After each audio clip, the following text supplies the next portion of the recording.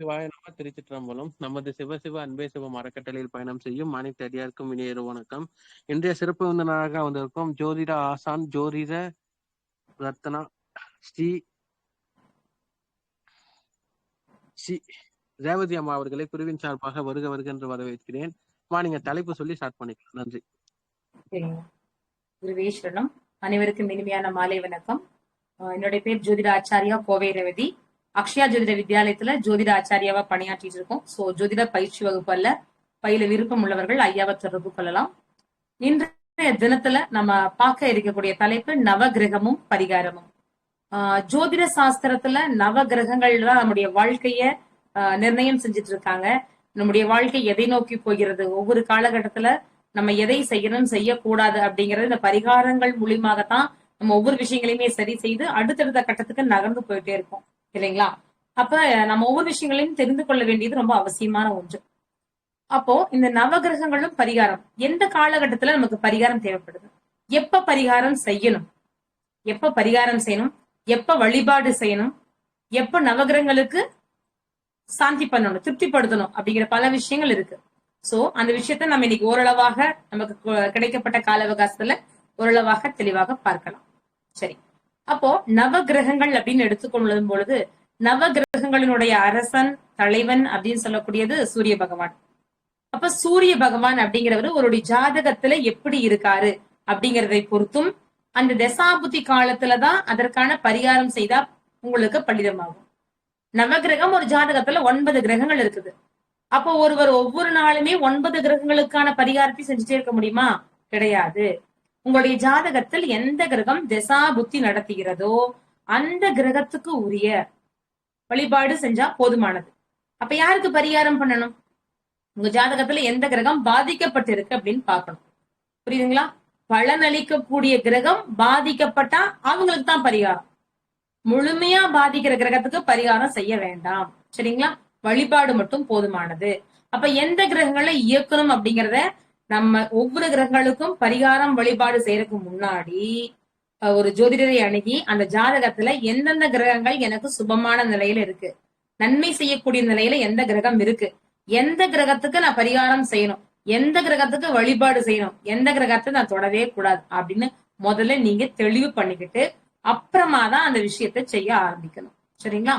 அதே போல எந்த ஒரு கிரகத்துக்காக வழிபாடு பரிகாரம் செய்யறதுக்கு முன்னாடி விநாயக பெருமானை வணங்கி உங்களுடைய குல தெய்வம் இஷ்ட தெய்வத்தையும் வணங்கி நான் செய்யக்கூடிய பரிகாரத்துல எந்த ஒரு தடை இல்லாம செய்யக்கூடிய பரிகாரம் முழுமையா நிவர்த்தி ஆகணும், அது முழுமையா முடித்து என்னுடைய வேண்டுதல் முழுமையா நிறைவேறணும்னு ஆத்மாத்மமாக வழிபாடு செய்து அப்புறமா நீங்க உங்களுடைய நவகிரகங்களுக்கான பரிகாரங்களை செய்ய ஆரம்பிங்க. சரிங்களா? ஓகே, இப்ப நம்ம ஃபர்ஸ்ட் பார்க்க போறது சூரிய பகவான். சூரிய பகவான்னா என்ன அப்படின்னா தலைமை இல்லைங்களா? அப்ப தலைமை உயர்வு அரசன் சொல்லக்கூடிய இடத்துல இருக்கக்கூடியதா சூரிய பகவான். அப்போ யாருக்கெல்லாம் உயர் பதவி, ப்ரமோஷன், சரிங்களா, நல்ல உத்தியோகம் வேணும், என்னுடைய தகுதிக்கு ஏற்ற என்னுடைய திறமைக்கு ஏற்ற உத்தியோகம் எனக்கு கிடைக்கணும், உத்தியோகத்துல உயர்வு வேணும், இன்கிரிமெண்ட் வேணும், அரசாங்கம் அரசியல் சம்பந்தப்பட்ட இடங்கள்ல எனக்கான உயர்வு வேணும், எனக்கான அங்கீகாரம் வேணும், எனக்கான அதிகாரம் கிடைக்கல, எனக்கான பவர் கிடைக்கல அப்படின்னு யாரெல்லாம் இருக்கிறீர்களோ நீங்க இந்த சூரிய பகவானுக்கான வழிபாடை செய்யலாம். அப்ப எப்ப செய்யலாம் அப்படின்னா நீங்க ஞாயிற்றுக்கிழமை நாள்ல காலையில 6 to 7 சூரிய ஓரைன்னு சொல்லுவதையா அந்த நேரத்துல சிவபெருமான் வழிபாடு செய்வது உத்தமமான ஒரு விஷயம்.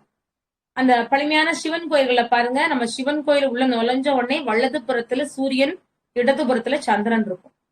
அப்போ வலது புறத்துல இருக்கக்கூடிய சூரிய பகவானுக்கு 6 நெய் தீபம் அல்லது இழுப்பெண்ணெயில தீபம் ஏற்றி வழிபாடு செய்யலாம். ஒரு முக்கியமான இன்டர்வியூ அட்டன் பண்ண போறீங்க, இல்ல வேலைக்காக முயற்சி பண்ணிட்டு இருக்கீங்கன்னா தொடர்ந்து ஒரு 6 வார காலம் 6 தீபம், நெய் தீபம், இழுப்பெண்ணெய் தீபம், 6 தீபம் தொடர்ந்து நீங்க ஏற்றிட்டு வாங்க. அந்த சூரிய பகவான் கிட்ட தீபம் ஏற்றணும். 6 இளம் சிவப்பு ஆரஞ்சு நிறத்துல ஒரு வஸ்திரம் வாங்கி அவருக்கு சாத்தி, புரியுதுங்களா, செந்தாமரை மலர் வைத்து 6 தீபம் ஏற்றி, அதே போல கோதுமையால் ஆன உணவு இனிப்பு அதை நெய்வேத்தியமா வைத்து வழிபாடு செய்து அதை மற்றவங்களுக்கும் கொடுக்கணும். அது மாதிரி செய்யும் பொழுது தொடர்ந்து ஒரு 6 வார காலம் நீங்க செய்யும் பொழுது கண்டிப்பாக உத்தியோகத்துல ஒரு உயர் பதவி, ப்ரமோஷன், இல்ல உத்தியோகம் தேடிக்கிட்டு இருப்பவர்களுக்கு நல்ல ஒரு அவங்க தகுதிக்கு ஏற்றார் போன்ற ஒரு நல்ல உத்தியோகம் கிடைக்கும். சோ கிடைக்கும் வரை தொடர்ந்து நம்பிக்கையோட செய்யும் பொழுது நல்ல மாற்றங்களை கொடுக்கும். அதே போல தந்தை சம்பந்தப்பட்ட விஷயங்கள், தந்தை, பூர்வீகம், பூர்வீக சொத்து, இந்த எந்த விஷயமாக இருந்தாலும் நீங்க சூரிய பகவான் வழிபாடு செய்வது ரொம்ப சிறப்பானதா இருக்கும். உங்களுக்கான அங்கீகாரம், உங்களுக்கான அடையாளம், நீங்க யார் அப்படிங்கறத நிலை நிறுத்தணும். நீங்க யாருங்கிறத நிரூபிக்கணும் அப்படின்னா அதுக்கு சூரிய வழிபாடு அவசியமானது. அப்போ கண்டிப்பா என்ன பண்ணணும்? ஆத்மகாரகன். அப்ப சூரிய பகவான் பாதிப்பு இருந்தா மட்டும் கிடையாது, உங்களுக்கு எல்லாருமே அனைத்து கிரகங்கள்னால பாதிப்பு இருப்பவர்களும் சூரிய பகவான் வழிபாடு செய்வது சிறப்பு. ஏன்னா அவர் தான் ஆத்மகாரகன், நம்ம ஆத்மாவுக்கு பலம் கொடுக்கக்கூடியவர். நம்ம நல்ல ஆத்ம பலத்தோடு இருந்தோமே ஆனால் எந்த கிரகங்களினால நமக்கு பாதிப்பு வந்தாலும் நம்மால சமாளிக்க முடியும். அதற்கான சொல்யூஷன் நமக்கு கிடைக்கும், அதற்கான தீர்வு கிடைக்கும். அப்ப என்ன பண்ணணும்? நம்ம ஆத்ம பலம் செய்யணும். அப்ப ஆத்மகாரகன் சூரிய பகவான நமஸ்காரம் பண்ணணும். இப்ப சூரிய நமஸ்காரம் எப்ப பண்ணலாம்? நம்ம பொறுமையா தூங்கி எழுந்து ஒரு 9 மணி போல நமஸ்காரம் பண்ணிக்கலாமா அப்படின்னா, கண்டிப்பாக சூரியன் உதித்து வரக்கூடிய அந்த 6:30 மணிக்கு அந்த டைமுக்கு அவர் உதித்து வரும் பொழுது உனக்காகத்தான் நான் காத்துட்டு இருக்கேன் அப்படின்னு சொல்லி சூரிய நமஸ்காரம் செய்யணும். அதே போல உச்சி பகல் நடுவெயில் இருக்கு இல்லையா நண்பர்கள், நல்ல 12 மணி வெயில், அது உச்சந்தலையில படக்கூடாது. அது படும்புட்டுதான் தரித்திரம் உண்டாகும். அதனால சூரிய நமஸ்காரம்லாம் தயவு செய்து இந்த 11 மணிக்கு எல்லாம் பண்ணாதீங்க, பண்ணவே வேண்டாம். பண்ணலைன்னா விட்டுருங்க. அந்த அதிகாலை சூரிய உதயமாய் வரக்கூடிய நேரத்துலதான் நீங்க சூரிய நமஸ்காரம் செய்ய வேண்டும்.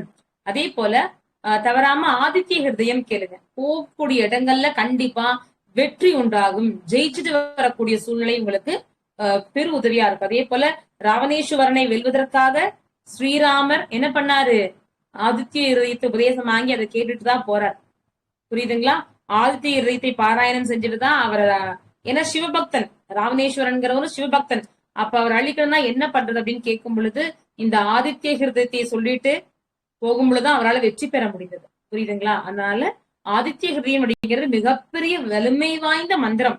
அதனால தவறாம எல்லாருமே கேளுங்க. உங்க வாழ்க்கையில் முடிவெடுக்க முடியாம நீங்க தடுமாறக்கூடிய நேரங்கள் கூட இந்த ஆதித்யம் தொடர்ந்து கேட்பதால உங்க மனம் ஆத்ம பலப்படும், உங்கள் வாழ்க்கையில் வெற்றி கிடைக்கும், உங்களால சரியா ஒரு முடிவெடுக்க முடியும், உங்களுக்கான இடத்தை உங்களால தக்க வைத்துக் கொள்ள முடியும், உங்களுக்கான அதிகாரம் உங்களுக்கு கிடைக்கும். ஓகேங்களா?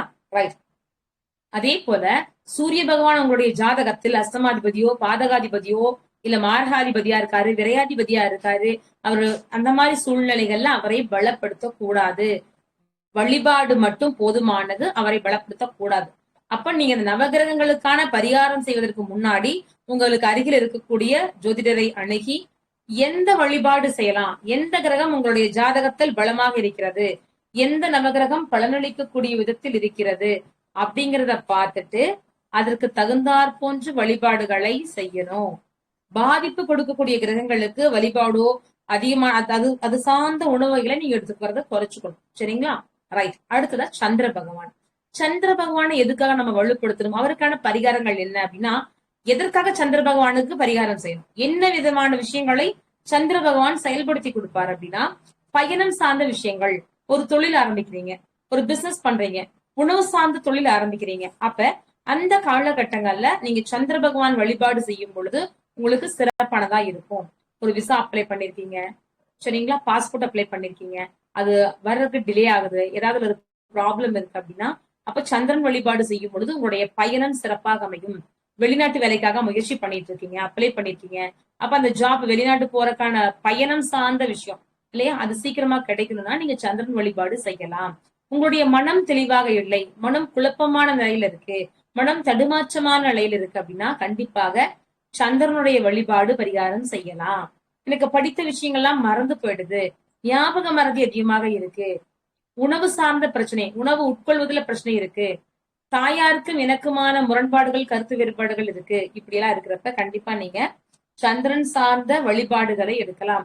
என்னுடைய சிந்தனைகள் தெளிவான சிந்தனை இல்ல, என்னால பாசிட்டிவா சிந்திக்க முடியல, நெகட்டிவான எண்ணங்கள் வருது, இந்த மாதிரி எல்லாம் உங்களுக்கு இருக்கா? அப்போ மனம் சரியில்லைன்னா உடல் சரி இருக்காது இல்லையா? மனம் தெளிவாக இருந்தா கண்டிப்பா ஆரோக்கியங்கிற விஷயம் உங்களுக்கு கிடைச்சிடும். அப்படிப்பட்ட மனம் அப்படிங்கிற விஷயத்தை சரி பண்றதா சந்திர பகவான். அப்ப சந்திரனை சரிப்படுத்தினா என்ன மாதிரியான பரிகாரம் செய்யலாம் அப்படின்னா, நீங்க தஞ்சை மாவட்டத்தில் இருக்கக்கூடிய திங்களூர் அங்க போய் வழிபாடு செய்து அபிஷேகம் செய்து வழிபாடு செய்யறது சிறப்பு. அதே போல பௌர்ணமி அன்று அம்பாள் வழிபாடு செய்யலாம். அப்போ கோவிலுக்கு நீங்க என்ன பண்ணலாம்னா பால், தயிர், இளநீர் சொல்லக்கூடிய நீராகாரங்களை பூஜைக்காக வாங்கி தரலாம். அம்பாள் வழிபாடு என்பது குறிப்பாக சாந்தமான அம்பாள் வழிபாடுதான் சந்திரன். அப்ப அந்த அம்பாள் வழிபாடு செய்வது மிகச் சிறப்பானதாக இருக்கும். அப்ப சந்திரனுடைய திசை புத்தி நடக்கிறவங்க நீங்க தாராளமாக இதை பண்ணலாம். விருச்சக ராசி லக்னக்காரர்களுக்கும் மனம் தடுமாற்றம், சிந்தனை தடுமாறுது, ஒரு விஷயத்த முடிவெடுப்பதுல தடுமாற்றமான நிகழ்வு, தைரியமா ஒரு விஷயத்த ஓபன் டாக் பண்ண மாட்டீங்க, சொல்லலாமா வேண்டாமா அப்படின்னு யோசிச்சு யோசிச்சு உங்களுடைய வாய்ப்புகளை எல்லாம் தவற விட்டு விடுவீர்கள். புரியுதுங்களா? அப்போ நீங்க சந்திரனை பலப்படுத்தும் பொழுது உங்களுடைய மனம் தெளிவானதாக இருக்கும், உங்களுடைய சிந்தனை தெளிவானதாக இருக்கும். சரிங்களா? அப்போ சந்திரன் இந்த மாதிரி நம்ம பலப்படுத்தலாம். அடுத்ததான் நம்ம பார்த்துட்டோம்னா செவ்வாய் பகவான். இப்ப செவ்வாய் பகவான் அப்படிங்கிறவரை என்ன பண்ணலாம், எதுக்காக வழிபாடு பண்ணணும் அப்படின்னா, செவ்வாய் அப்படிங்கிறது நோய், தீராத நோய், தீராத கடன், புரியுதுங்களா, உங்களுடைய எதிரி, பங்காளி சொத்து, கோர்ட்டு கேஸ் வழக்கு, இந்த மாதிரி பிரச்சனைகள் உங்களுக்கு இருக்கு அப்படின்னு சொன்னா கண்டிப்பா என்ன பண்ணலாம், செவ்வாய் பகவான் வழிபாடுதான் உங்களுக்கு பரிபூர்ணமான நிவர்த்தியை கொடுக்கும். அதுவும் குறிப்பா நம்ம திரிசதி பூஜை, திரிசதி பூஜை வழிபாடு அப்படிங்கிறது நமக்கு ஈரோடு தாண்டி, ஈரோடு போறதுக்கு முன்னாடியே திண்டல் இருக்கு இல்லைங்களா, அங்க திரிசதி அர்ச்சனை வழிபாடு நடைபெறுது. ஒவ்வொரு வாரமும் செவ்வாய்க்கிழமை யமகண்ட நேரத்துல காலை 9ல இருந்து 10:30 அந்த டைம்ல அங்க பூஜை நடக்குது. யமகண்டத்துல என்ன செய்யலாம், எதெல்லாம் இதோடு வேறிருந்து விட வேண்டுமோ, எந்த விஷயங்கள்லாம் இதோடு முடிந்து விட வேண்டுமோ, எந்த விஷயங்கள்லாம் இனிமேல் தொடரவே கூடாதோ அந்த விஷயத்தெல்லாம் அப்ப செய்யலாம். அது முடிஞ்சிடும். அதனாலதான் தீராத நோய், தீராத பிரச்சனை, தீராத கடன், எதிரி, பங்காளி சொத்து, பூமி பிரச்சனை இல்லையா, கோர்ட்டு கேஸ் வழக்கு, ஒரு 4 வருஷமா ஒரு கேஸ் இழுத்துட்டே போதுப்பா முடியவே மாட்டேது அப்படின்னு சொல்றோம் இல்லையா. அப்ப இந்த மாதிரி விஷயங்களுக்காக நம்ம திரிசதி அர்ச்சனை பண்ணலாம். அப்படி பண்ணும் பொழுது மிகப்பெரிய அருமையான பலன் உங்களுக்கு கண்டிப்பாக கிடைக்கும். அப்ப திரிசதி பூஜையில என்ன கொண்டு போகலாம் அப்படின்னா, செவ்வாழை பழம், அதே போல செவ்வரளிப்பூ, வெற்றிலை பாக்கல் ஒரு தட்சணை வைத்து உதிரி செவ்வரளிப்பூ நிறைய கொண்டு போகணும். உங்க ஜாதகத்தையும் அதுல கொண்டு போங்க. அதுல குறிப்பா எனக்கு பூமியே இல்ல, எனக்கு சொந்த வீடே இல்ல, வாசலே இல்ல, ஒரு ஒரு நிலம் கூட இல்ல, எனக்கு ஒரு பிடி மண்ணு கூட எனக்கு சொந்தம் இல்லைன்னு யாராவது இருந்தீங்கன்னா கண்டிப்பாக என்ன பண்ணலாம், இன்னைக்கு புரட்டாதி நட்சத்திரம் போயிட்டு இருக்கு, குரு நட்சத்திரம் போயிட்டு இருக்கு இல்லையா, அதனால கண்டிப்பா சொல்றேன், ஒரு பிடி மண், உங்களுக்கு பிடித்தமான இடத்துல ஒரு பிடி மண்ணை எடுங்க. எடுத்து அதை ஒரு சிகப்பு துணியில போட்டு கட்டி அதுல ஒரு பச்சை கற்பூரம், ஏலக்காய் வைத்து முடிச்சு வச்சுக்கோங்க. எப்ப பண்ணலாம், நாளைக்கு வெள்ளிக்கிழமை காலையில 6 to 7 சுக்கிர ஓரை, சரிங்களா, சுக்கிர ஓரையில ஒரு பிடி மண் எடுத்து சிகப்பு துணியில போட்டு கட்டி உங்களுடைய பூஜை அறையில வைங்க. தினந்தோறும் அதற்கு கல்பூரம் ஊதுபத்தி எல்லாம் காமிங்க. காமிச்சு பூமாதேவியே எனக்கு நீ வசியமாகணும் அப்படின்னு வழிபாடு பண்ணுங்க. சீக்கிரமாக சொந்த வீடு வாசல் வாங்கக்கூடிய யோக அமைப்பு கிடைக்கும். அப்போ அந்த திரிசதி பூஜையில கலந்துக்கிறப்ப இந்த மண் முடிச்சு கட்டி வச்சிருக்கீங்க இல்லையா, அந்த முடிச்சையும் அந்த பழத்தட்டுல வச்சு உள்ள பூஜை கொடுக்கணும். அவங்க அதை உள்ள வச்சு சாமி கிட்ட கொண்டு போய் வச்சு பூஜை பண்ணி கொண்டு தருவாங்க. திரிசதி பூஜை அப்படிங்கிறது, திரி அப்படிங்கிறது 3, சதம் என்பது 100. அப்ப 300 நாமாவளிகளால் அர்ச்சனை, சரிங்களா. அப்ப உற்சவர் முன்னாடி இருப்பார், உள்ள மூலவரும் இருப்பார். இங்க உற்சவருக்கு அர்ச்சனை நடக்க நடக்க அவர் ஆக்ரோஷமாயி ரொம்ப வேகமாக வெகுண்டு கோபத்தோடு கிளம்பி ஒவ்வொருவருடைய பிரச்சனைகளையும் வேறிருப்பதாக ஐதீகம். இந்த 300 நாமாவளி அர்ச்சனை முடிஞ்ச உடனேயே அங்க முருகப்பெருமானுக்கு பால் குடம் குடமா ஊத்தி அபிஷேகம் நடந்து அவரை சாந்தப்படுத்துவாங்க. அதனால திரிசதி அர்ச்சனை வீட்டுல செய்யக்கூடாது, அந்த திரிசதி நாமாவளி வீட்டுல படிக்க கூடாது, ஏன்னா இறைவன் ஆக்ரோஷத்துக்கு ஆயிடுவார். அதனால அத கோவில மட்டும்தான் வழிபாடு செய்யணும். சோ திண்டல், சென்னிமலை இந்த மாதிரி இடங்கள் எல்லாமே வழிபாடு நடந்துட்டு இருக்கு. சோ நீங்க வாய்ப்பு இருந்தா கண்டிப்பா கலந்து கொள்ளுங்க, சரிங்களா. போயிட்டு பொழுது நீங்க லட்சக்கணக்குல பெரிய அளவுல கடந்திருந்தாலும் சரி, ஒரு முறை அங்க போயிட்டு வாங்க. அப்புறம் 2 மாதங்கள்ல உங்களுக்கே ஒரு மாற்றம் தெரியும். தெரிஞ்சதுக்கு அப்புறம் நீங்களே அடுத்த முறை போயிட்டு வருவீங்க. அதனால கண்டிப்பா போயிட்டு வாங்க, ஒரு நல்ல மாற்றம் உங்களுக்கு கிடைக்கும். அதே போல நம்ம செவ்வாய் சொன்னோம் இல்லையா, செவ்வாய் அதுக்கு மட்டும் கிடையாது.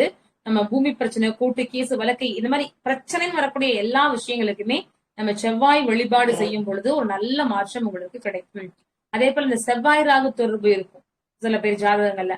அப்ப செவ்வாய் ராகு ஒன்னா இணைஞ்சிருந்து அதோடைய திசாபுத்தி நடக்கும் பொழுது விபத்து, வம்பு வழக்கு, வாக்குவாதம், சிறைச்சாலை, கோர்ட்டு கேஸ்ன்னு அழையக்கூடிய சூழ்நிலைகளை உருவாக்கி கொடுக்கும். சோ அந்த மாதிரி ஒரு சூழ்நிலை ஏற்பட்டுச்சு அப்படின்னா முருகன் வழிபாடு கோவில தவறாம செவ்வாய்க்கிழமையில் அன்னைக்கு நீங்க கோவில்ல போய் வேல்ல ஒரு கனி குச்சி வழிபாடு செஞ்சு வரும் பொழுது உங்களுக்கு வரக்கூடிய பெருவாரியான தாக்கத்தை நீங்க கொஞ்சம் கட்டுப்படுத்தி கொள்ள முடியும். அப்போ இந்த செவ்வாயினால வரக்கூடிய பாதிப்புகளை நம்ம சரி செய்யறதுக்காக ஆக்ரோஷமான தெய்வம், ஆயுதம் ஏந்திய தெய்வங்கள் வழிபாடு செய்வது உங்களுக்கு சிறப்பானதா இருக்கும். அதே போல நம்ம குழந்தை பிறப்புக்காக சஷ்டி விரதம் இல்லையா? சஷ்டியில் இருந்தா என்ன சஷ்டி விரதம் என்ன சொல்லுவோம்? சஷ்டியில் இருந்தால் அகப்பையில் வரும், அகம் சொல்லக்கூடிய கர்ப்பப்பையில் குழந்தை உருவாகும் சொல்லுவோம். இந்த சஷ்டி திதி எப்ப உருவாகுனா காலபுருஷனுக்கு 9 தனுசு ராசியில தான் அந்த சஷ்டி திதி உருவாகும். அப்ப காலபுருஷனுக்கு 9 பாக்கியஸ்தானம். சரிங்களா? அப்ப அந்த திதி பாக்கியஸ்தானமா உங்களுக்கு குழந்தை பாக்கியத்தை கொடுக்கும். அதனாலதான் சஷ்டி விரதம் மேற்கொள்பவர்களுக்கு கண்டிப்பாக குழந்தை பாக்கியம் உண்டாகும். ஓகே, அடுத்ததா பார்த்துட்டோம் அப்படின்னா புதனுடைய காரகத்துவம், அதாவது புதன் சார்ந்த விஷயங்கள். புதனுக்கு என்ன மாதிரியான பரிகாரங்கள்? முதல்ல புதன் எந்த மாதிரி பிரச்சனைகளை கொடுப்பார் அப்படின்னு பார்த்தா, புதன் பகவான் அப்படின்னு பார்க்கும் பொழுது யாருக்கெல்லாம் கல்வியில் தடை இருக்கு, ஞாபக மறதி இருக்கு, நினைத்த விஷயத்தை படிக்க முடியல, படித்த படிப்புக்கு தகுந்த மாதிரி வேலை பார்க்க முடியல இல்லையா, படிப்புக்கும் உங்களுடைய உத்தியோகத்துக்கும் சம்பந்தமே இருக்காது, டாக்குமெண்ட் சார்ந்த பிரச்சனை, நரம்பு சம்பந்தப்பட்ட பிரச்சனைகள், தோல் சம்பந்தமான பிரச்சனைகள், இதெல்லாம் யாருக்கெல்லாம் இருக்கும், நீங்க புதன் பகவானுக்கான வழிபாடு பரிகாரங்கள் செய்யலாம். அப்ப எங்க செய்யலாம் அப்படின்னா, திருவெண்காடுகரை புதன் ஸ்தலம் தான், மதுரை மீனாட்சி அம்மன் ஸ்தலம் இல்லைங்களா, அங்கு அதுவும் நமக்கு புதனுடைய ஸ்தலம் தான். சோ நீங்க இந்த கோவிலுக்கு போயிட்டு வரலாம். வீட்டுக்கு அருகில அப்படின்னு பாக்குறப்போ பெருமாள் வழிபாடு, சரிங்களா, பெருமாள் வழிபாடு நீங்க எடுத்துக்கொள்ளலாம். படிக்கக்கூடிய குழந்தைகள் ஐகிரீவர் வழிபாடு எடுத்துக்கொள்வது சிறப்பானதா இருக்கும். இப்ப நம்ம இங்க உக்கடம் நரசிங்க பெருமாள் கோவில் இருக்கு இல்லையா, இங்க பெருமாள் இருக்காரு, இதோடு சேர்ந்து ஐகிரீவர் இருக்காரு. சோ ஐகிரீவருக்கு 51 ஏலக்காய் போட்டு மாலையா நீங்க போட்டு வழிபாடு செய்யலாம். சரிங்களா? அப்போ அதை மாலை போட்டு வழிபாடு பண்ணிட்டு அந்த மாலையை திருப்பி வாங்கி போய் தினந்தோறும் குழந்தைங்க உணவுல பால் இது மாதிரி குடிக்கிறப்ப அதை சேர்த்துக்காங்க. ஒரு நல்ல மாற்றம் முன்னேற்றம் உங்களுக்கு கண்டிப்பா கிடைக்கும். சரிங்களா? அப்ப இந்த புதன் ஐகிரீவர் வழிபாடு அப்படிங்கிறது உங்களுக்கு ஒரு மிகச்சிறந்த ஆற்றலை கொடுக்கும். சரிங்களா? அடுத்ததா பார்த்தோம்னா குரு பகவான். குரு பகவானுடைய என்ன காரகத்துவம்? அப்ப குழந்தை பிறப்பு, எனக்கு திருமண பாக்கியம் இன்னும் கை கூடாம இருக்கு, குரு பாக்கியம் இல்ல, குருபலம் எப்ப வரும் தெரியல அப்படின்னு சொல்லுவாங்க.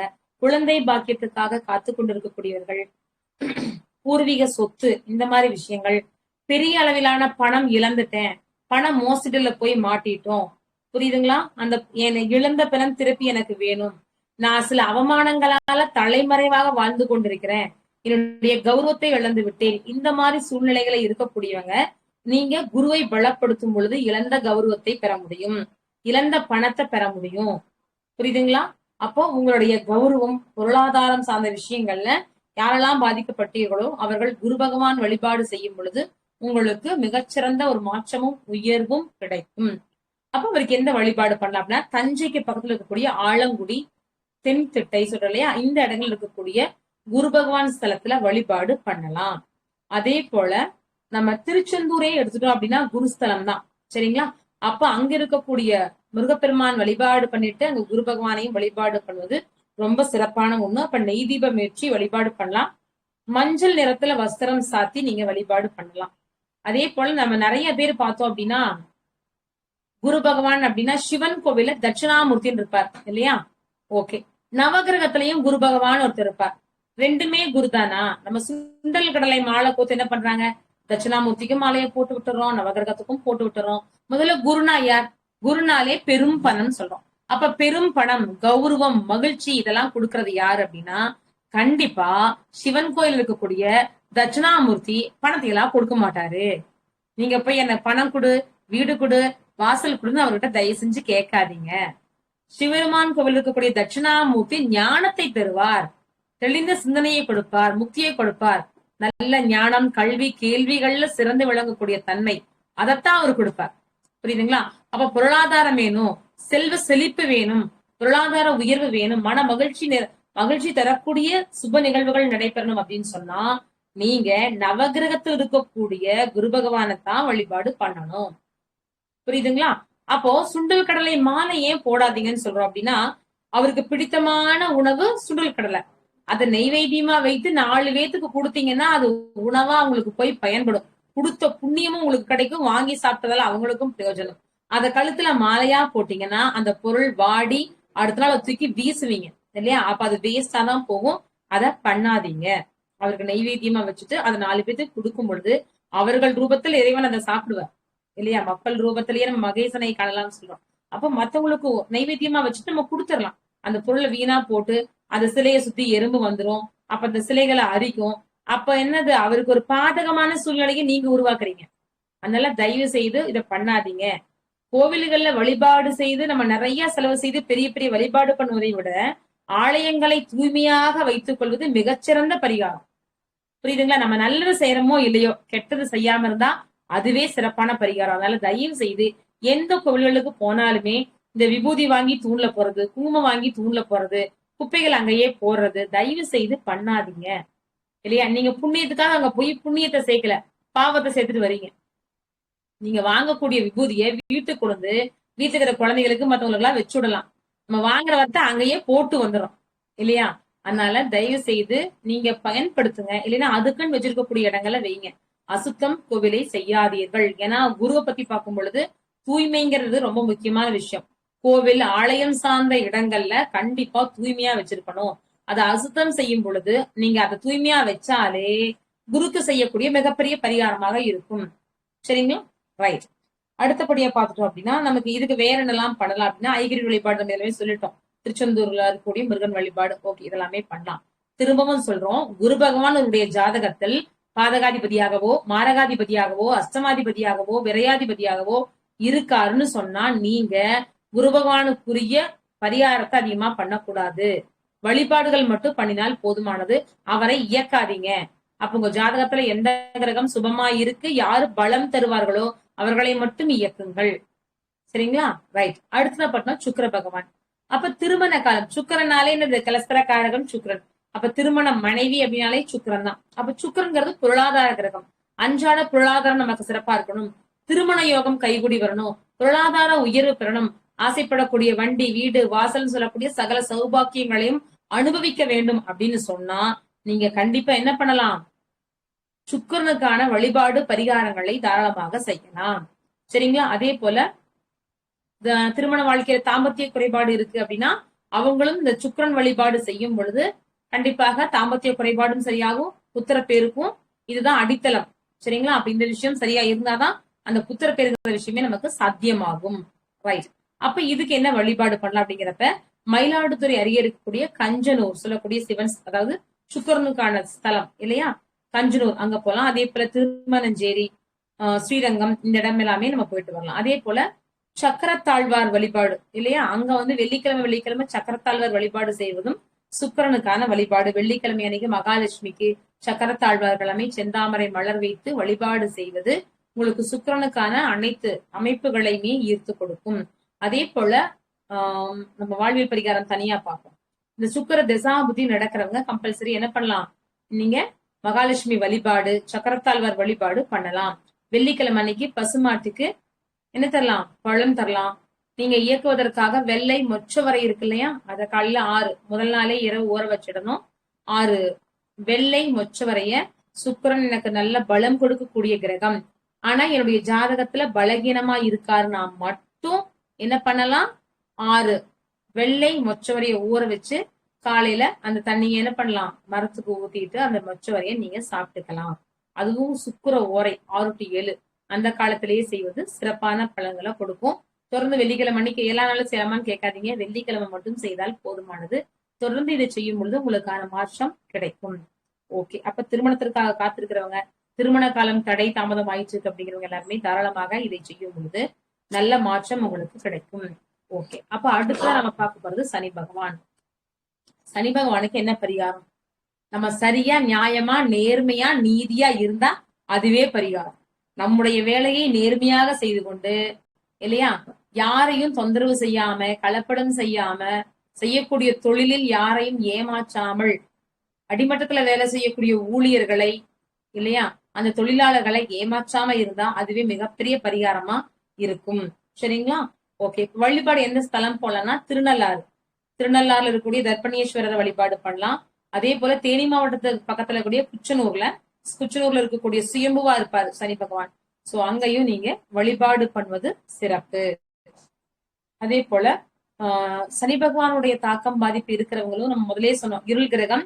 அப்ப சோம்பல் தன்மை, சனி பகவானாலே சோம்பல் தன்மை, அது சரியாகணும் அப்படின்னா நம்ம என்ன பண்ணலாம், சூரிய பகவானுடைய வழிபாடு காலையிலேயே செஞ்சுட்டீங்க அப்படின்னா இருள் கிரகத்துடைய பாதிப்பை நீங்க ஒளி கிரகத்தை இயக்குங்கள். அப்ப காலையில சூரிய நமஸ்காரம் கண்டிப்பா பண்ணிருந்தீங்கன்னா சனி பகவானுடைய தாக்கம் குறைவாக தான் இருக்கும். அப்ப கண்டிப்பா சனி தசா புத்தி காலங்கள்ல அஷ்டமச்சனி இல்லையா, கண்டச்சனி, அர்த்தாஷ்டமச்சனி, ஜென்மச்சனி இல்லையா, நம்ம அந்த 7 சனி நடக்கக்கூடிய அனைவருமே கட்டாயமாக நீங்க என்ன பண்ணணும், சூரிய நமஸ்காரம் பண்றது சிறப்பு. கண்டிப்பா அதை செய்யும் பொழுது சனி பகவானுடைய தாக்கம் வெகுவாக உங்களுக்கு குறையும். அப்ப இதை செய்யறது சிறப்பானது. அதே போல வயதானவர்களுக்கு உங்களால் இயன்ற உணவு தானம் வழங்கலாம். புரியுதுங்களா? அவங்களுக்கு ஏதாவது என்ன தேவையோ அந்த தேவையை நீங்க செய்யலாம். இதை செய்யும் பொழுது உங்களுக்கு சனி பகவானால வரக்கூடிய தாக்கம் அப்படிங்கிறது குறையும். அதே போல பதிகங்களே பரிகாரம். ஏன்னா அந்த காலங்கள்ல பதிகங்கள் பாடிதான் இறைவன் தொண்டர்களை தேடி ஓடோடி வந்தார். பதிகங்களை கேட்டுதான் மூடிய கதவுகளும் திறந்தது. அவ்வளவு பலம் அந்த பதிகங்களுக்கும் பாடல் வரிகளுக்கும். சரிங்களா? அப்ப நலன் தமயந்தி கதை இதை கேட்பதால உங்களுக்கு சனி பகவானுடைய தாக்கம் பாதிப்புங்கிறது வெகுவாக குறையும். ஹரிச்சந்திரன் கதை இந்த காலகட்டத்துல கேட்கலாம். சோ இதெல்லாம் நீங்க கேட்கும் பொழுது சனி பகவானுடைய தாக்கம் உங்களுக்கு வெகுவாக குறையும். அடுத்ததா ராகு பகவான், அவர் தான் ஸ்பெஷல் ஹீரோ இல்லையா? ஒன்றும் இல்லாதவரை இருப்பவராக்குவார், இருப்பவரை இல்லாதவராக்குவார் இல்லையா? குப்பையும் கோபுரமேறும், கோபுரத்தில் இருக்கிறதும் குப்பைக்கு வரும், ஒரு நொடி போதும். வேற எந்த கிரகங்கள்னாலையும் திடீர் மாற்றத்தை அபரிவிதமான வளர்ச்சியை கொடுத்து விடவே முடியாது ராகு பகவான தவிர. சரிங்களா? படிப்படியான நிதர்சனமான நிதானமான வளர்ச்சி தான் அனைத்து கிரகங்களுமே கொடுக்கும். ஆனா ராகு பகவானால மட்டும்தான் எதிர்பார்க்க முடியாத ஒரு அபரிவிதமான வளர்ச்சியை கொடுக்க முடியும். சரிங்களா? ஒரு பெரிய அளவிலான வளர்ச்சியை கொடுக்கணும்னா அவர் மட்டும்தான். உங்க ஜாதகத்துல மட்டும் ராகு பகவான் சிறப்பா அமர்ந்துட்டாருன்னு வைங்க, நீங்க மிகப்பெரிய யோகம்னே சொல்லலாம். அதாவது பாடல் வரிகள்லயே வரும், ஆமேடம் எருது சிறா நண்டு கண்ணி 5 இடத்தில் கருநாகம் அமர்ந்திருக்க பூமேடைதனில் படுத்துறங்கும் பர்வத யோகமாம் அப்படின்ட்டு.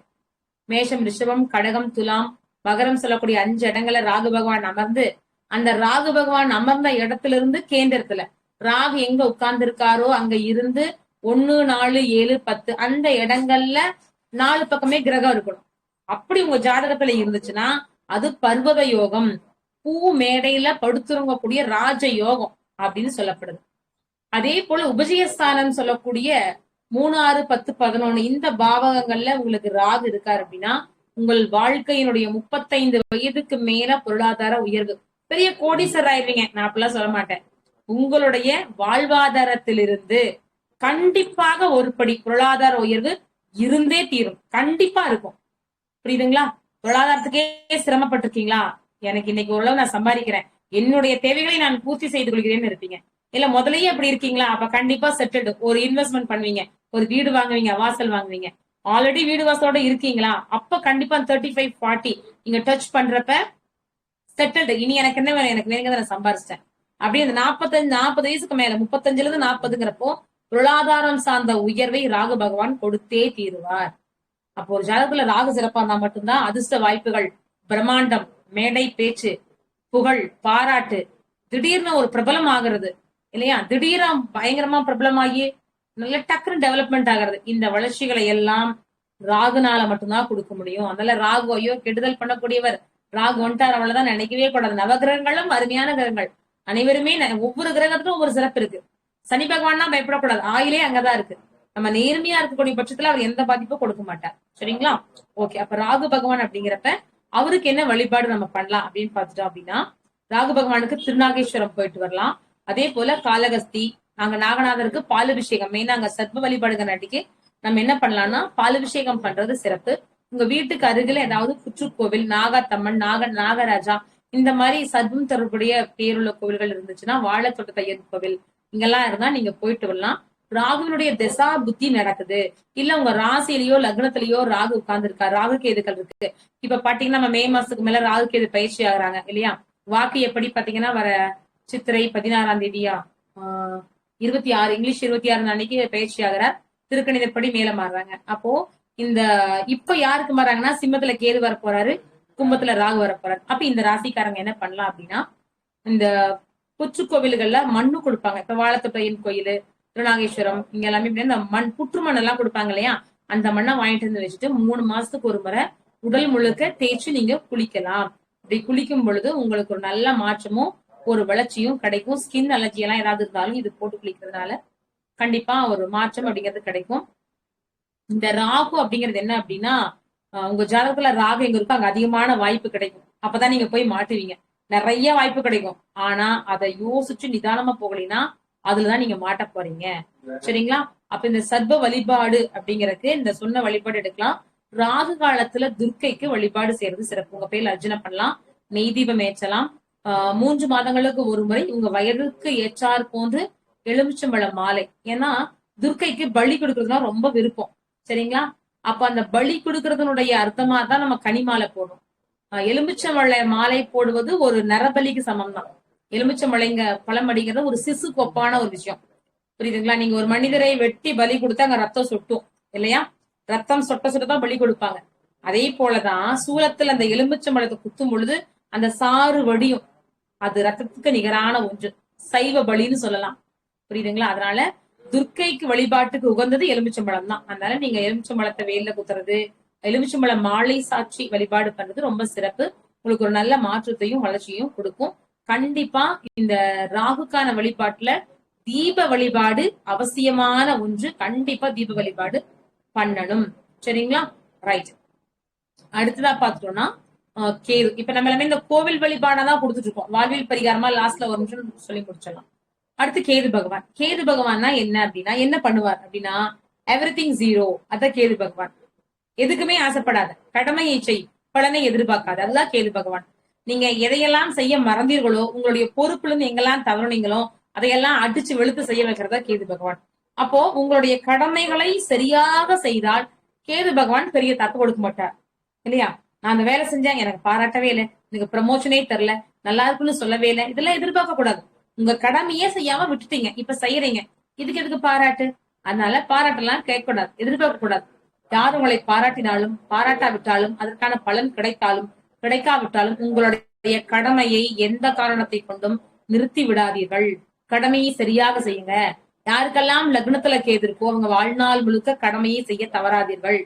நீ 100 ரூபாய் வேணும்னு ஆசைப்பட்டு போனீங்கன்னா அங்க 50 ரூபாய் கூட கிடைக்காது. ஆனா உங்க கடமையை மட்டும் சரியா செய்யுங்க. என்ன கிடைக்குமோ கிடைக்கட்டும்னு வாங்க. நீங்க 100 ரூபாய் நினைக்காத இடத்துல கிடைக்க வேண்டிய இடத்துல 1000 ரூபாய் உங்களை தேடி. புரியுதுங்களா? கடமையை செய்யுங்க. எதிர்பார்ப்பு இல்லாம செயல்பட்டால் கேது பகவான் பரிபூர்ணமா கொடுப்பார். அப்ப கேது பகவான் உங்க லக்னத்துல வராரு, ராசியில இருக்காரு, கேதுடைய தசாபுத்திகள் வருது அப்படின்னா அதுல பெருமளவு கண்டிப்பா வெறுப்பு, விரக்தி, துன்பம், துயரம் எல்லாத்தையும் கொடுத்துருவார். ஒரு கட்டத்துல தற்கொலை வரைக்குமே போகக்கூடியது எல்லாமே அந்த காலகட்டம் தான். ஏன்னா ஒரு மனிதனுக்கு நல்ல புத்தி புகட்டணும்னா அடை உதை கொடுத்து பல அனுபவங்களை கொடுத்துதான் மனிதன் புரிஞ்சுக்குவோம். நல்ல விதமா சொன்னா கேட்க மாட்டோம் இல்லையா? நம்ம வாழ்க்கையில நிறைய அனுபவங்களும் துன்பங்களும் துயரங்களும் வரும்பொழுதுதான் நம்ம நிறைய அடி வாங்கி உதவாங்கி இதுதான் வாழ்க்கை, இதுதான் உண்மை, இதுதான் நிதர்சனம், இதெல்லாம் போய் இது நிரந்தரம் இல்லாதது அப்படிங்கிற பக்குவம் எப்ப வரும்? கேது தசாபுத்தி காலங்கள்ல தான் வரும். சரிங்களா? அப்போ யாரெல்லாம் கேது தசாபுத்தியை கடந்து விட்டீர்களோ உங்கள் வாழ்க்கையில் அதை விட துன்பமான துயரமான காலகட்டம் வேற எதுவுமே கிடையாது. சரிங்களா? அதனாலதான் வெறும் 7 வருஷம் கொடுத்தாங்க. ராகு பகவான் ஆடம்பரத்தையும் அதிர்ஷ்ட வாய்ப்புகளையும் எத்தனை வருஷம் கொடுப்பாரு? 18 வருஷம் கொடுப்பாரு. அவர் 18 வருஷம் செய்யற வேலையை கேது பகவான் வெறும் 7 வருஷம் செஞ்சு வச்சுட்டு போயிடுவார். புரியுதுங்களா? அப்போ கேது பகவானுடைய தாக்கம் இருக்கும் பொழுது நீங்க இந்த சித்தர் கோவில், ஜீவ சமாதி வழிபாடு இதெல்லாமே அதிகமா எடுத்துக்கலாம். அதே போல கீழ்பெரும்பள்ளம், பூம்புகார் அடுத்து இருக்கக்கூடிய கீழ்பெரும்பள்ளத்துல இருக்கக்கூடிய கேதுவுக்காக அமைஞ்சிருக்கக்கூடிய தனி சன்னதி இருக்கு. சோ அங்க வழிபாடு பண்ணலாம். அதே போல காளகஸ்தியில நாகநாதருக்கு பாலபிஷேகம் செய்யறது இதெல்லாமே பண்ணலாம். அதே அதிதேவதையான சித்திரகுப்தன் வழிபாடு. இப்ப அடுத்ததா பாத்தீங்கன்னா சித்ரா பௌர்ணமி வரப்போகுது இல்லையா? அந்த சித்ரா பௌர்ணமியில தான் சித்திரகுப்தன் பிறந்த தினம். எல்லாருமே நல்லா கவனிச்சுக்கங்க. கண்டிப்பா இதை செய்யுங்க, உங்க வாழ்க்கையில மிகப்பெரிய மாற்றம் கிடைக்கும். சித்ரா பௌர்ணமி அன்னைக்கு சித்திரகுப்தன் பிறந்த தினம். கேதுவினுடைய அதிதேவதையா தான் நம்ம சித்திரகுப்தனை சொல்றோம். அப்போ உங்களுடைய தலையெழுத்து மாத்தலாம். புரியுதுங்களா? சித்திரகுப்தன் நம்முடைய தலையெழுத்து எழுதிட்டு இருக்காரு இல்லையா? அப்போ அந்த சித்ரா பௌர்ணமி அன்னைக்கு புது நோட்டு ஒரு பேனாவும் உங்க பூஜை அறையில வாங்கி வைத்து என்னுடைய தலையெழுத்தை மாற்றி எழுது அப்படின்னு வேண்டுதல் வைக்கிற விதமா நீங்க பூஜை அறையில ஒரு நோட்டும் பேனாவும் வாங்கி வைத்து சித்திரகுப்தன், கேதுக்கு உகந்தது என்னன்னா சித்திர அன்னம். சித்திரன்னா என்னது? கலவை சாதம். 7 விதமான கலவை சாதம் செய்து அஞ்சு சித்ரா பௌர்ணமி அன்னைக்கு வழிபாடு பண்ணி, அந்த பௌர்ணமி வெளிச்சத்துல பாத்தீங்கன்னா அந்த கடற்கரை ஓரங்கள்ல இல்லையா, அந்த கிராம பகுதி எல்லாம் பாத்தீங்கன்னா மலை இருக்கும், ஆற்றங்கரை ஓரம் கடற்கரை ஓரத்துல எல்லாமே சித்திர அன்னங்கள் செய்து பௌர்ணமி வழிபாடு செய்து அந்த சித்திர அன்னத்தை வழிபாடு செஞ்சுட்டு சாப்பிடுறது ரொம்ப விசேஷம். அதனால வாய்ப்பு இருந்தா நீர்நிலை இருக்கிற இடங்களுக்கு சித்ரா பௌர்ணமி அன்னைக்கு போயிட்டு வழிபாடு செய்து சித்திர அன்னம் செய்து வழிபாடு செஞ்சுட்டு நீங்களும் சாப்பிடுங்க, மற்றவர்களுக்கும் அதை கொடுங்க. கண்டிப்பா ஒரு நோட்டு பேனா வாங்கி வழிபாடு செய்யுங்க, வச்சுட்டு சித்திரகுப்தன்கிட்ட வழிபாடு வைங்க. என்னுடைய தலையெழுத்தை மாற்றி எழுதி இனிமேலாவது என்னுடைய வாழ்க்கை சிறப்பா இருக்கணும் அப்படிங்கிற வேண்டுதலை வைங்க. அதற்கான மாற்றமும் உயர்வும் கண்டிப்பா உங்களுக்கு கிடைக்கும். அப்போ கேது பகவானுடைய தசாபுத்தி போகுது அப்படிங்கிறப்போ விநாயகர் வழிபாடு, ஏன்னா கேதுனுடைய அம்சம் விநாயகர் பெருமான் தான். அப்ப விநாயகர் வழிபாடு பண்ணுங்க, சரணாகதின்னு அவர் அடைங்க. காலில செருப்பு போடாம போயிட்டு விநாயகர் பெருமானை ஒரு 7 சுற்று சுற்றி வலமாங்க. வன்னிமர இழை வைத்து வழிபாடு செய்யுங்க. விநாயகர் பெருமான், ஆஞ்சநேயர் வழிபாடு இதை நீங்க செய்யும் பொழுது, ஏன்னா வாயு புத்திரன் இல்லையா, அதனால ஆஞ்சநேயர் அவரை யாராலும் பிடிக்க முடியாது. அதனால இந்த சர்பகிரகனுடைய தாக்கம் குறைவதற்காக நம்ம விநாயகர் பெருமானையும் ஆஞ்சநேயர் வழிபாடு செய்வது மிகப்பெரிய பலன்களை கொடுக்கும். இது வரைக்கும் சொன்னது எல்லாமே நம்ம என்னது கோவில் பரிகாரங்கள் தான் சொன்னோம். அடுத்து ஒரு வரியா நம்ம வாழ்வியல் பரிகாரங்களை பார்த்தோம். சூரிய பகவான் அப்படின்னா நீங்க எங்கேயும் தேட வேண்டாம், உங்க வீட்டிலேயே இருக்காரு, உங்க தகப்பனா இருக்கார்.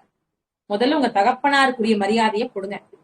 தந்தைக்குரிய மரியாதையை கொடுக்கும் பொழுது சூரியன் சொல்லக்கூடிய உயர் பதவி, அதிகாரம், ஆளுமை, ப்ரமோஷன், இன்கிரிமெண்ட், உங்க தகுதிக்கு ஏற்ற ஒரு உத்தியோகம், இது எல்லாம் கிடைக்கும். யாரெல்லாம் உங்க வீட்டுல தந்தையை தகப்பனாரை மதிக்காம இருக்கிறீங்களோ கண்டிப்பாக உங்களுக்கு சூரியன் சார்ந்த காரக பாதிப்பு இருக்கும். நீங்க பரிகாரம் வெளியே தேட வேண்டாம், வாழ்வியல் பரிகாரம் வீட்லயே இருக்கு. தகப்பனார மரியாதை கொடுங்க, அவருக்கான ரெஸ்பெக்ட கொடுத்தீங்கன்னா சூரியன் சார்ந்த காரகத்துவத்தை பரிபூர்ணமா உங்களுக்கு கிடைக்கும். அதே போல சந்திரன் சார்ந்த விஷயம் நம்ம சொல்லிட்டோம் இல்லையா, பிள்ளைவே நிறைய விஷயங்கள் சொன்ன மனம் சார்ந்த விஷயம்ட்டு. அப்ப யாரெல்லாம் உங்களுடைய தாயாரை மரியாதை கொடுக்காம இருக்கீங்களோ கண்டிப்பா சந்திர தோஷம் ஏற்படும். அப்ப சந்திரன் சார்ந்த காரகத்துவ பாதிப்பு, மனம் தெளிவில்லாத சூழ்நிலை இல்லையா, பயணம் சார்ந்த விஷயங்கள் பாதிப்பு, பொருளாதாரம் தண்ணி மாதிரி செலவாகும், கையில காசே நிக்காது. புரியுதுங்களா? ஏன்னா சந்திரன் வீட்டுலதான் குரு உச்சம் அடைகிறார். பொருளாதாரம் எல்லாம் நல்லா இருக்கணும், கையில தேக்கி பிடிக்கணும், செல்வ செழிப்பு ஏற்படும்னா கண்டிப்பா தாயாருக்குரிய மரியாதையை கொடுங்க.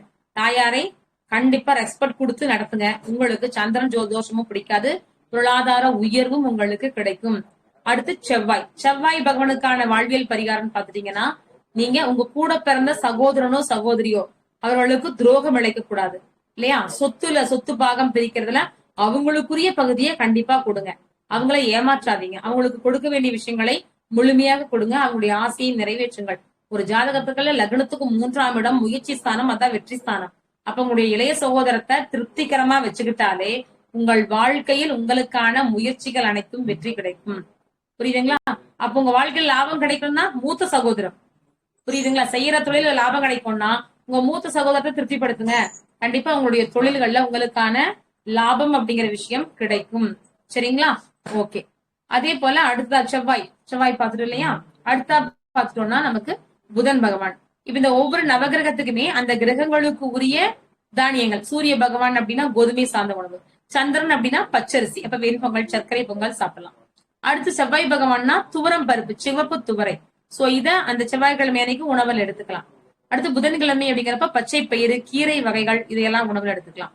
அடுத்து புதன்கிழமைங்கிறப்ப பச்சை பயிறு இல்லையா. அடுத்து வியாழன்கிழமைங்கிறப்ப கொண்டக்கடலை, நிலக்கடலை இது எல்லாமே எடுத்துக்கலாம். பயிர் வகைகள் எல்லாமே நம்ம புதன்கிழமை அன்னைக்கு உணவுல நீங்க நிலக்கடலை எல்லாமே எடுத்துக்கொள்ளலாம். இப்ப புதன்கிழமைங்கிறப்ப யாரு, உங்க குழந்தைகளை ரெஸ்பெக்ட் கொடுங்க. வீட்டுல குழந்தைகளை திட்டாதீங்க, தேவையில்லாத வார்த்தைகள் சொல்லி திட்டாதீங்க. குழந்தைகளுக்கு மதிப்பு கொடுங்கள். அவங்க குழந்தைகளை என்னங்கன்னு சொல்லி கேளுங்க. குழந்தைகளை பேர் சொல்லி கூப்பிடுங்க. தேவையில்லாத வார்த்தைகளை பிரயோகப்படுத்தாதீங்க. அன்பு பாச மிகுதி காரணமா என்ன பண்ணுவோம், அம்மா பேரு, அப்பா பேரு, சாமி பேர் எல்லாம் குழந்தைகளுக்கு வைப்போம். அப்புறம் கோபம் வரும் பொழுது அந்த பேரையே சொல்லி திட்டுவோம். அப்ப இதனால உங்களுக்கு பிளஸ்ஸா நடக்குமா, அங்க மைனஸ் நடக்குமா? சாமி பேரை வச்சிடறீங்க, அப்புறம் அப்படியே சொல்லி திட்டுறீங்க. தயவு செய்து குழந்தைகளுக்கு சாமி பேரெல்லாம் வைக்க கூடாதுங்க. சாமி பேரு, நதிகள் பெயரு, நட்சத்திரங்களுடைய பெயர் இதெல்லாம் கண்டிப்பா வைக்க கூடாது. லட்சுமியின் பேர் வச்சிருப்பாங்க, வாழ்க்கையில ரொம்ப கஷ்டப்படுவாங்க.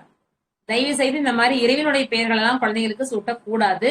அது நீங்க நியூமராலஜி படிக்கிறப்ப பாப்பீங்க. நம்ம நியூமராலஜில நிறைய அதுக்கான சான்றுகள் ஆதாரங்கள் இருக்கு. பேர் வைக்கும் பொழுது இந்த கைலாஷ் அப்படிங்கிற பேர் எல்லாமே வச்சிருப்பாங்க. பேர்லயே பாருங்க, புரோனாலஜி, அதுல கைலாஷ், லாஷ் அப்படிங்கிற வார்த்தை இருக்கும். அவங்களுக்கு வாழ்க்கையில நிறைய அடி விழுந்திருக்கு, நிறைய கஷ்டங்களை. அதே போல தினேஷ் அப்படிங்கிறவங்களுக்கும் வாழ்க்கையில நிறைய கஷ்டங்களை ஃபேஸ் பண்ணி தான் முன்னுக்கு வருவாங்க. அதனால பேர் வைக்கும் பொழுது நியூமராலஜி ப்ரோனாலஜி எல்லாம் பார்த்து வைங்க. ஏன்னா அந்த நம்ம மந்திரம் சொல்லுவோம், நம்ம சிவாயா நம்ம சிவாயான்னு மந்திரம் சொல்றோம். ஒரு வார்த்தையை திரும்ப திரும்ப சொல்லும் பொழுது மந்திரம் ஆகிறது இல்லையா, அதுதான் அங்க வேலை செய்யுது. அப்ப குழந்தைகள் அந்த பேரை என்ன சொல்லி கூப்பிடுறீங்களோ அதுதான் அங்க மந்திரம் ஆகுது.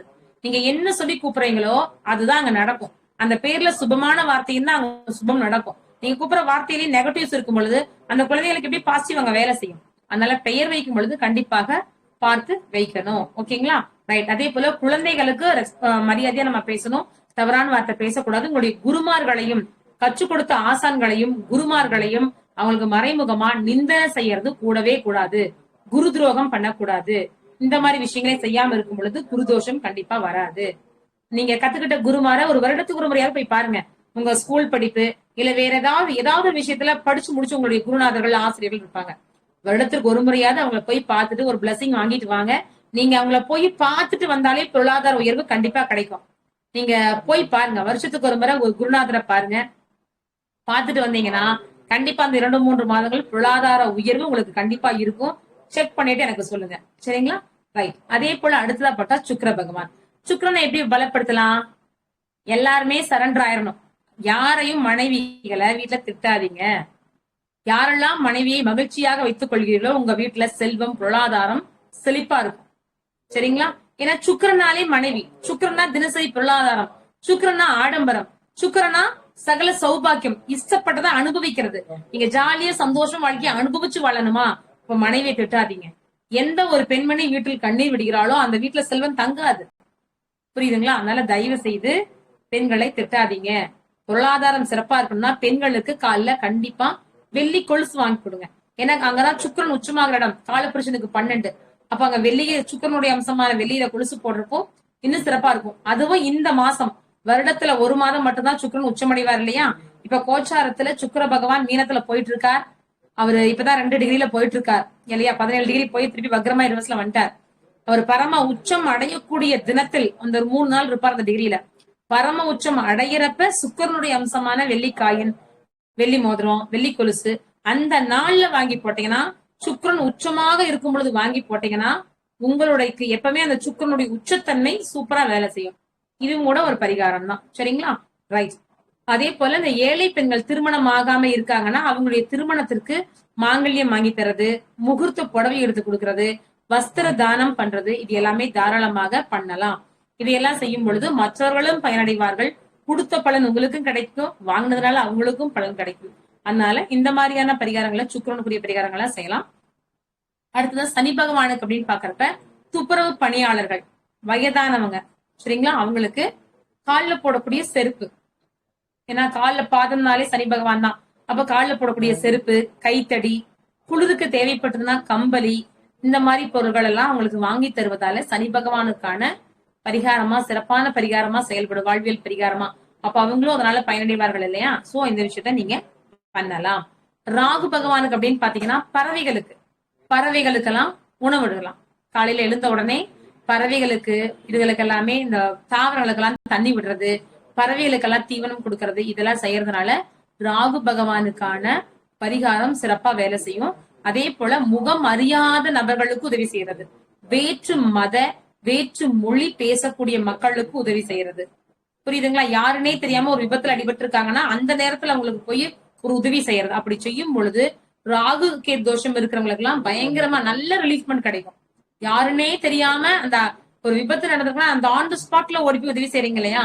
அதெல்லாம் செய்யுங்க. ராகுவனுடைய தோஷம் மிகப்பெரிய அளவுல உங்களுக்கு வரக்கூடியது அப்படியே மிஸ் ஆகி அங்க போகும், புரியுதுங்களா? மிகப்பெரிய வளர்ச்சியும் மாற்றம் உங்களுக்கு கிடைக்கும்.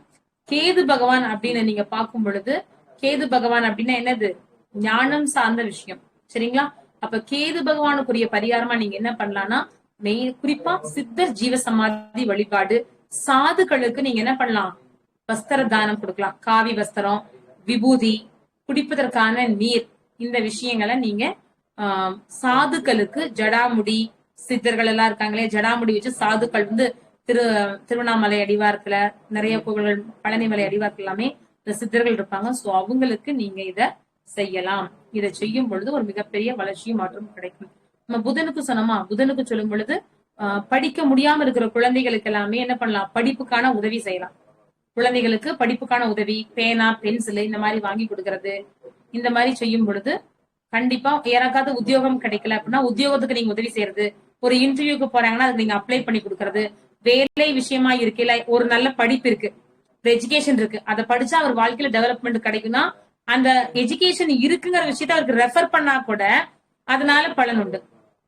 புரியுதுங்களா? நீங்க அவருக்காக பணம் கட்டி படிக்க வச்சா வித்யாதானம் செஞ்ச பலன் கிடைக்குதுன்னு சொல்றோம். ஒரு வித்தை தானம் செய்கிறீர்கள், அவருக்காக பணத்தை கட்டி படிக்க வைக்கிறீங்க, புக் வாங்கி கொடுக்குறீங்க, அது எதுவுமே பண்ணாட்டியும் இந்த இடத்துல இப்படி ஒரு படிப்பு இருக்கு, இது படிச்சா இதனால இந்த பலன் கிடைக்கும்னு அந்த இடத்தை கை காட்டி விட்டால் கூட நீங்களும் வித்யாதானம் செய்த பலன் உங்களுக்கு கிடைக்கும். புரியுதுங்களா? அதனாலதான் நம்ம கர்ணன் பாத்தீங்கன்னா எல்லா தானமும் செய்தார், அன்னதானம் மட்டும் செய்யல. அப்ப ஒரு இறுதியில உயிர் இறக்கப்படுற தருவாயில பசி பசின்னு இருந்தாரு. அப்ப கண்ணன் சொல்லுவார் இல்லையா, கிருஷ்ணன் என்ன சொல்லுவாரு, உன்னுடைய ஆள்காட்டி விரல உன்னோட வாயில வெய்யும், உன்னுடைய பசி அடைங்கன்னு சொல்லுவார். ஏன் அப்படின்னு கேட்கும் பொழுது ஒரு முறை ஒரு வயதான மூதாட்டி பசிக்குதுங்க, எங்காவது அன்னதான் சாதம் கிடைக்குமா, அன்னதானம் கிடைக்குமான்னு கேட்கிறப்போ அதுவும் அவங்க அன்னதான கூடம் இருக்குன்னு அந்த கை நீட்டி காமிச்சாராம். அங்க இருக்குன்னு காமிச்ச நாட்டிக்கே அப்படி உயிர் போகும் தருவாயில அந்த விரலை வாயில வைத்த நாட்டிக்கு பசியே அடங்கி போயிடுச்சான். அப்ப அங்க இருக்குன்னு காமிச்சவருக்கே அவ்வளவு புண்ணியம் கிடைக்குது. அப்ப கண்டிப்பா நமக்கு கிடைக்குமா இல்லையா? அப்போ கல்விங்கிறது அழியா சொத்து. வேற எந்த சொத்துக்கள் வேணாலும் அழிந்து போகலாம், அதனால ஒரு மிகப்பெரிய அழியாத சொத்து அப்படிங்கிறது கல்விதான். அதனால நீங்க மற்றவர்களுக்கு கல்வி சார்ந்த விஷயங்கள்ல ஒரு உதவி செய்யுங்க. கண்டிப்பா அவங்க வாழ்நாள் முழுக்க அதை மறக்க மாட்டாங்க. அதே போல நம்மளும் ஜோதிட பயிற்சி வகுப்புகள் நடத்திட்டு இருக்கிறோம். உங்களுக்கு தெரிந்தவர்கள் யாராவது எனக்கு ஜோதிடமே தெரியாது, நான் அடிப்படையில இருந்து கத்துக்கணும் அப்படின்னு விரும்புபவர்களுக்கும் நீங்க ரெஃபர் பண்ணலாம். நம்ம அடுத்த மாதத்துல இருந்து அட்மிஷன் போறோம். முறையான அடிப்படையில இருந்து சொல்லிக் கொடுக்குறோம். வயது வரம்பு கிடையாது, தமிழ் எழுத படிக்க தெரிந்தால் போதுமானது. இதுல சர்டிபிகேட் உண்டு, உங்களுக்கு புத்தகங்கள் உண்டு, எல்லாமே ஜோதிடஸ்ரீ ரத்னா, ஜோதிடஸ்ரீ கலாநிதி அப்படின்னு சொல்லி எல்லாமே சர்டிபிகேட்டோட உண்டு. பிரசனங்களும் கத்து கொடுக்குறோம். சோழி பிரசனம், கடிகார பிரசனம், ஜாமக்கோள், நாடி, கேபி, எல்லா திருமண பொருத்தம், ஜாதகம் எழுதுவது, மாந்தி கணிதம், நியூமராலஜி, புரோனாலஜி எல்லா விஷயங்களுமே நம்மளுடைய பயிற்சி வகுப்புல படிப்படியா கொடுத்துருவோம். சோ விருப்பம் இருப்பவர்கள் கலந்து கொள்ளலாம். நம்முடைய சிவசிவ அன்பே சிவம் அறக்கட்டளையில ஒரு அருமையான நல்ல வாய்ப்பு, எனக்கு நவகிரகமும் பரிகாரமும் கொடுத்து நல்ல வாய்ப்பு கொடுத்தாங்க. நீங்களும் கண்டிப்பா இதை அனைத்துமே பயன்படுத்துங்க. பயன்படுத்துறதுக்கு முன்னாடி உங்க வீட்டுக்கு அருகில் இருக்கக்கூடிய ஜோதிடரை அணுகி எந்த கிரகத்துக்கு நீங்க பரிகாரம் செய்யலாம் அப்படிங்கறத தெரிஞ்சுக்கிட்டு அப்புறமா செய்யுங்க. அஷ்டமாதிபதி, மாரகாதிபதி எல்லாம் இருக்காங்கன்னா அவங்களுக்காக நீங்க பரிகாரம் செஞ்சு ரொம்ப ஆக்டிவேட் பண்ணக்கூடாது, வழிபாடு பண்ணலாம். ஏன்னா உங்களுக்கு கெடுதல் செய்யக்கூடிய கிரகத்தையும் வழிபாடு செய்யலாம். ஏன்னா உங்களுக்கு வேகமா அடிக்க வர்றாரு. அவர் காலில் போய் டப்புன்னு விழுந்துட்டீங்கன்னா அடிக்கிற வேகம் குறைஞ்சு போயிடும். அப்போ நமக்கு கெடுதல் கொடுக்கக்கூடிய கிரகங்களை வழிபாடு செய்யலாம். புரியுதுங்களா? அதாவது எதிர்பார்ப்பு வைக்காம, கமிட்மெண்ட் வைக்காம வழிபாடு செய்யும் பொழுது அந்த பாதிப்பு குறையும். அப்போ யாரை இயக்கலாம், யாரை ஆக்டிவேட் பண்ணலாம், எந்த உணவுகளை மட்டும் எடுத்துக்கலாம் அப்படிங்கிறத அருகில் இருக்கக்கூடிய ஜோதிடரை அணுகி தெளிவு பண்ணிட்டு அப்புறமா வழிபாடு பண்ணுங்க. குலதெய்வ வழிபாடு எடுத்துட்டு அப்புறமா நீங்க நவகிரகங்களுக்கான வழிபாடுகளையும் பரிகாரங்களையும் இயக்கி உங்கள் வாழ்க்கையில் அனைத்து விதமான சகல சௌபாக்கியங்களையும் நவகிரகங்களும் பஞ்சபூதங்களும் உங்கள் அனைவருக்கும் வாரி வழங்கட்டும். நவகிரகங்கள் அனைத்து செல்வ வளங்களையும் உங்களுக்கு வாரி வழங்கட்டும். இந்த வாய்ப்பளித்த ஐயா அவர்களுக்கும் நமது சிவசிவ அன்பே சிவம் அறக்கட்டளைக்கும் அனைத்து அமைப்பாளர்களுக்கும் இவ்வளவு நேரம் பொறுமையா இருந்து பார்த்துட்டு இருந்த உங்கள் அனைவருக்குமே என்னுடைய மனமார்ந்த வாழ்த்துக்கள். நவகிரகங்களுடைய அருள் பரிபூர்ணமாக கிடைக்கட்டும். வாழ்க வளங்கள். நன்றிங்கம்மா. என்ன விஷயம், நீங்க செவ்வாயை பத்தி பேசும்போது சடனா கட் ஆச்சு. நான் உட்காந்து தேடுறேன். இது வரைக்கும் லைவ் வந்த நம்ம கட்டாண்டே கிடையாது. இது ஃபர்ஸ்ட் டைம் நீங்க பேசும்போது எப்படி கட் ஆச்சு அப்படின்றது ஏவனுக்கு வெளிச்சம். சடனா கட் ஆகிட்டு திருப்பி ரீரெக்கார்டிங் போட்டு திருப்பி ஸ்டார்ட் பண்ணோம். நவகிரகன்றது சாதாரண விஷயம் இல்ல. ஒரு அமைப்பை டக்குன்னு கட் பண்ற அளவுக்கு பவர் இருக்குன்றது ஒரு லைவ்லயே தெரிஞ்சது. ரொம்ப ரொம்ப நன்றிங்கம்மா. செந்தில், கண்ணகி அம்மா, சதீஷ், ஸ்ரீ, ராஜ்குமார், யாருக்குன்னா டவுட்னா கேட்கலாம். கிருஷ்ணா, ரம்யா, சக்தி, சுப்பிரமணியன், மோகன சுந்தரி, யாருக்குன்னா டவுட் இருக்கா? மேடம்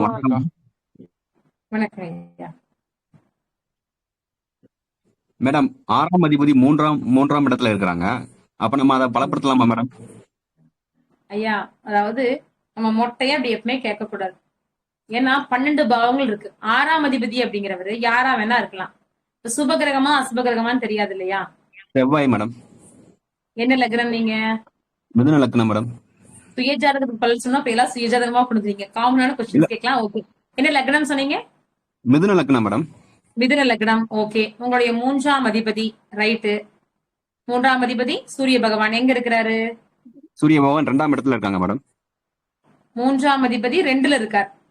ஆமா மேடம். கடகத்துல இருக்கார். கரெக்ட்டுங்களா? ஆமா மேடம். இப்ப ரைட். நான் அதை கேட்கலாம் மேடம். காமனா வந்து ம். 6ஆம் இடத்து அதிபதியோ 8ஆம் இடத்து அதிபதியோ நம்ம பலப்படுத்தினா என்ன மாதிரியான பலன்கள் கிடைக்கும், இல்ல தீய பலன்கள் கிடைக்குமா மேடம்? 6ஆம் அதிபதி, 8ஆம் அதிபதி, 12ஆம் அதிபதி இவங்க 3 பேருமே பலம் குறைந்திருப்பது, நீச்சமடைந்திருப்பது, மறைந்திருப்பது, 6ஆம் அதிபதி போய் 8ல இருக்கிறது, இல்ல 8ஆம் அதிபதி போய் 12ல இருக்கிறது, இந்த மாதிரி மறைஞ்சிருக்கிறது மட்டும்தான் யோகம். கெட்டவன் கெட்டிடல் கிட்டிடும் ராஜயோகம் சொல்றது. இப்ப உங்களுக்கு ஒரு எதிரி இருக்காரு இல்லையா? அவர் இப்ப நீங்க ஒரு கடை வச்சிருக்கீங்க, உங்களை அடிச்சு நொறுக்கிறதுக்காக வந்துட்டு இருக்காரு. 5 நிமிஷத்துல அடிச்சு நொறுக்க போறாரு. டக்குன்னு ஒரு போலீஸ் வருது, அவர் அரெஸ்ட் பண்ணிட்டு போயிடுது இல்லையா? அப்போ ஒரு கெட்டவன் உங்களை நோக்கி வரும் பொழுது அந்த கெட்டவன் கெட்டு போயிட்டான். அப்ப உங்களுக்கு அது யோகம் தானே. அப்போ நமக்கு அசுபத்தி தரக்கூடிய 6, 8, 12ஆம் அதிபதிகள் மறைவது யோகம். மறையாம இருந்தா என்ன ஆகும்? அவங்க வேலையை அதிகமா செய்வாங்க. 6ஆம் அதிபதி, 8ஆம் அதிபதி, 12ஆம் அதிபதி உச்சம் அடைய கூடாது, பலம் பெற கூடாது. அப்ப 8ஆம் இடத்து வேலையை தானே செய்வாங்க. 8ஆம் அதிபதி ஓரளவு பலம் இருந்தா தப்பில்லை. ஏன்னா நம்ம ஆயுள் ஸ்தானம் அங்க இருக்குது. 6ஆம் அதிபதி பலமா இருக்காருன்னா கண்டிப்பா கடன் வாங்குவார். கடனாலேயே ரொம்ப கண்ணுக்கு தெரிஞ்ச எதிரிகளை நிறைய சம்பாதிப்பார். கண்டிப்பா கடன் நிறைய ஆகும், நோய் வரும். அப்ப 6ஆம் இடம் ஓரளவானதாக இருந்தால் போதும்.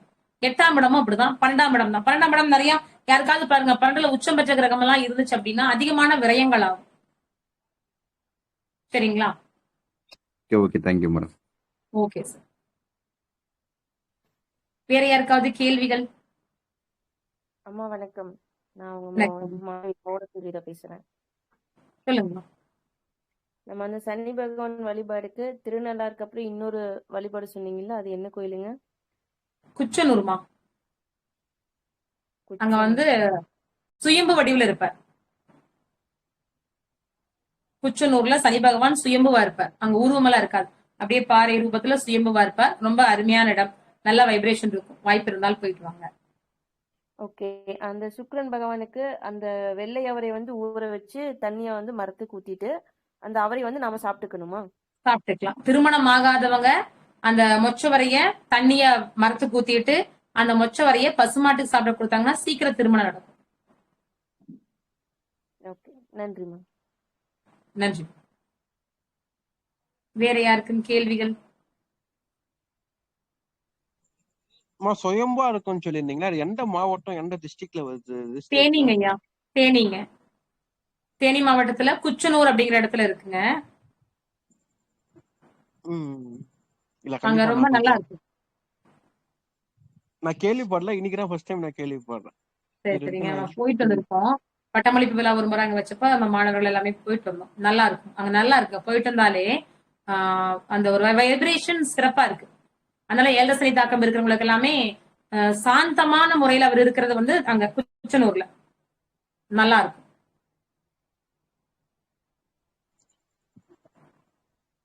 வேற யாருக்குன்னா கேள்விகள் இருக்கா? வேற யாருக்குன்னா கேள்வி இருக்கா? மேடம், இப்ப அந்த நம்ம கிரகத்தை ஆக்டிவேட் பண்ணனும்னா எப்படிங்க மேடம் பண்ணுவது? இவ்வளவு நேரம் அதைத்தானே சார் சொல்லிட்டு இருந்தோம். அந்த வழிபாடுகளை எடுத்துக்கலாம். அந்த கிரகங்களுக்குரிய தானியங்களை அந்த கிழமைகள்ல சாப்பிடலாம். ஆனா திருப்பியே சொல்றேன், அந்த கிரகம் உங்களுக்கு சுபம் செய்யக்கூடியதாக பலமானதா இருந்தா மட்டும்தான் அதை சாப்பிடணும். பாதகாதிபதி மாரகாதிபதியா இருந்தா அந்த தானியத்தை நீங்க சாப்பிடக்கூடாது. அதாவது திருப்ப சொல்றேன். சுயஜாதகத்தை செக் பண்ணிட்டு உங்க ஜாதகத்துல எந்த கிரகம் பலமா இருக்கு அதை மட்டும் பலப்படுத்துங்க. சுபம் செய்யக்கூடிய ஒரு கிரகம் பலவீனமாயிருந்தா பலப்படுத்தலாம். அசுபம் செய்யக்கூடிய ஒரு கிரகம் 6, 8, 12ஆம் அதிபதி பலவீனமாயிருந்தா அதை பலப்படுத்தவே வேண்டாம். அவ்வளவுதான் விஷயம். ஓகே, நன்றிங்க மேடம். நன்றிங்க. வேற யாராவது கேள்விகள் இருக்குங்களா? நன்றிங்கம்மா, முடிச்சுக்கலாம். மீண்டும் இன்னொரு தலைப்புல வந்து மேடம் வருவாங்க, அப்ப கேட்டுக்கோங்க. ஓகேங்களா? முதல்ல ஒரு 1.25 மணி நேரம் ஆயிடுச்சு. நன்றிங்கம்மா, முடிச்சுக்கலாம். நன்றிங்க. நன்றிங்க. வாழ்க. நன்றி.